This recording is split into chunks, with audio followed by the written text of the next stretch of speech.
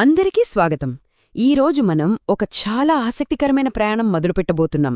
అసలు ఒకదానికొకటి సంబంధమే లేదనిపించే 3 విషయాలను కలపబోతున్నాం. అవేంటంటే జక్కయ్య, ఒక ఉపమానం మరియు భూమి వయస్సు. అవును, విన్నది కరెక్టే. ద్వేషించబడిన ఒక ట్యాక్స్ కలెక్టర్, డబ్బు గురించిన ఒక కథ, ఇంకా భూమి వయస్సు. అసలు వీటికి మధ్య సంబంధమేంటి? వినడానికి కొంచెం వింతగా ఉండొచ్చు కదా, కానీ ఈ మూడింటినీ కలిపే ఒక బలమైన లింక్ ఉంది. ఆ లింక్ ఏంటో ఈరోజు మనం తెలుసుకుందాం. సరే, మరి మన ప్రయాణంలో మొదటి స్టాప్ ఈ కథకు సెంటర్ పాయింట్ అయిన జక్కయ్య దగ్గర. అసలు ఎవరి జక్కయ్య? చూడండి, జక్కయ్య అంటే ఎవరో మామూలు ట్యాక్స్ కలెక్టర్ అనుకోవద్దు. అతను చీఫ్ ట్యాక్స్ కలెక్టర్. అంటే ఏంటి? సింపుల్గా చెప్పాలంటే రోమన్ గవర్నమెంట్ కోసం తన సొంత ప్రజల నుంచే పన్నులు వసూలు చేసే వాళ్లందరికీ హెడ్ అన్నమాట. దీనివల్ల అతనికి బోలెడంత డబ్బొచ్చింది.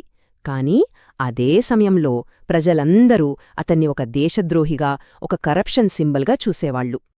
అతను పొట్టిగా ఉండేవాడు, అదొకటైతే సొసైటీలో కూడా ఒంటరివాడు. అందరూ అతన్ని ద్వేషించేవాళ్లు. అయినా సరే అంత పెద్ద గుంపులో యేసును ఎలాగైనా చూడాలి అనే ఒక బలమైన కోరిక మాత్రం అతనిలో ఉండేది. ఇప్పుడు ఇక్కడే అసలు విషయం. జక్కయ్య చేసిన పని గురించి ఆలోచించండి. అంత పెద్ద హోదాలో ఉన్న వ్యక్తి తన గౌరవాన్ని, పరువుని అంతా పక్కన పెట్టేసి అందరూ చూస్తుండగా ఒక చెట్టెక్కాడు. అంటే ఆలోచించండి, అది ఎంత విచిత్రంగా ఉంటుందో. ఇది కేవలం చూడాలనే కోరిక కాదు, అదొక తపన. ఆ తపనే అతనితో ఆ పని చేయించింది. ఒక్కసారి ఆ సీన్ ఊహించుకోండి. అంతమంది జనం ఉన్నారు. వాళ్ళందర్నీ వదిలేసి యేసు కరెక్టుగా ఆ చెట్టు వైపు చూసి జక్కయ్యా అని పేరు పెట్టి పిలిచాడు. అంతేకాదు, నేను ఈరోజు నీ ఇంట్లో ఉండాలి అని ఆయనే చెప్పాడు. అక్కడున్న వాళ్ళందరికీ ఇది మామూలు షాక్ కాదు. సరే, ఇప్పుడు కథ క్లైమాక్స్కి వచ్చింది. ఈ ఊహించని పిలుపుకు జక్కయ్య రియాక్షన్ ఏంటి? జక్కయ్య వెంటనే రియాక్ట్ అయ్యాడు. ఒక్క క్షణం కూడా ఆలోచించలేదు. ప్రభూ, ఇదిగో ఇప్పుడే ఇదే క్షణంలో నా ఆస్తిలో సగం పేదలకిచ్చేస్తున్నా. ఒకవేళ నేనెవరి దగ్గరైనా అన్యాయంగా తీసుకుని ఉంటే దానికి 4 రెట్లు తిరిగి ఇచ్చేస్తాను అన్నాడు. ఇది తర్వాత చేస్తాను అని చెప్పిన మాట కాదు, అక్కడికక్కడే తీసుకున్న డెసిషన్. ఈ 4 టైమ్స్ అంటే 4 రెట్లు అనేది చాలా ఇంపార్టెంట్ పాయింట్. ఎందుకంటే ఆ టైంలో ఉన్న చట్టం ప్రకారం మోసం చేస్తే కొంచెం ఎక్కువ తిరిగిస్తే సరిపోయేది. కానీ 4 రెట్లు తిరిగివ్వడం అనేది దొంగతనానికిచ్చే మ్యాక్సిమం పెనాల్టీ అన్నమాట. దీన్ని బట్టి అతన్లో వచ్చిన మార్పు ఎంత లోతైనదో మనం అర్థం చేసుకోవచ్చు. ఈ మాటలతో యేసు చేసింది కేవలం జక్కయ్యను క్షమించడం మాత్రమే కాదు, అతనికి తన ఐడెంటిటీని, సొసైటీలో తన స్థానాన్ని తిరిగిచ్చాడు. ఊరినుంచి వెలివేసినట్టు చూసిన వ్యక్తిని మళ్లీ అబ్రహాము కుమారుడిగా, అంటే తమలో ఒకడిగా యాక్సెప్ట్ చేశాడు. జక్కయ్య కథ అయ్యాక యేసు అక్కడున్నవాళ్లకి ఒక ఉపమానం, అంటే ఒక పారబుల్ చెప్పారు. ఇక్కడ్నుంచి మన ఫోకస్ ఒక వ్యక్తి కథ నుండి ఒక యూనివర్సల్ ప్రిన్సిపుల్ వైపు షిఫ్ట్ అవుతుంది. అయితే ఈ కథను అర్థం చేసుకోవాలంటే ముందుగా మీనా అంటే ఏంటో తెలియాలి. మీనా అంటే అప్పటి కాలంలో ఒక కరెన్సీ యూనిట్. దాని విలువ సుమారుగా 3 నెలల జీతంతో సమానం. సో ఇది చిన్న మొత్తమేమీ కాదు. ఈ ఉపమానం స్ట్రక్చర్ చాలా సింపుల్గా ఉంటుంది. ఒక యజమాని ప్రయాణం మీద వెళ్తూ తన 10 మంది సేవకులకు ఒక్కొక్కరికి ఒక్కో మీనా ఇచ్చాడు. నేను తిరిగి వచ్చే వరకు ఈ డబ్బుతో వ్యాపారం చెయ్యండి అని చెప్పి వెళ్లాడు. తర్వాత అతను రాజుగా తిరిగి వచ్చి లెక్కలడుగుతాడు. ఇక రిజల్ట్స్ చూస్తే మొదటి సేవకుడు ఆ ఒక్క మీనాతో 10 మీనాలు సంపాదించాడు. రెండోవాడు 5 సంపాదించాడు. వాళ్ళిద్దరికీ మెచ్చుకోలు, బహుమతులు దక్కాయి.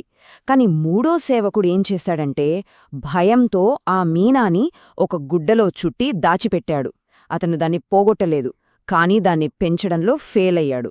అందుకే అతను జవాబుదారీ అయ్యాడు. ఓకే, జక్కయ్య కథ, ఈ ఉపమానం రెండింటిలోనూ ఒక క్లియర్ మెసేజ్ ఉంది. కానీ ఇక్కడే మనల్ని ఒక పెద్ద ప్రశ్న ఎదురవుతోంది. ఇలాంటి కథలని, ఇలాంటి గ్రంథాలని మనం ఎంత లిటరల్గా, అంటే అక్షరాలా తీసుకోవాలి? ఈ ప్రశ్న మన సంభాషణను ఇప్పుడు పూర్తిగా కొత్త డైరెక్షన్లోకి తీసుకెళ్తుంది. సరే, ఇప్పుడు మనం కొంచెం కాంప్లెక్స్ టాపిక్లోకి వెళ్తున్నాం.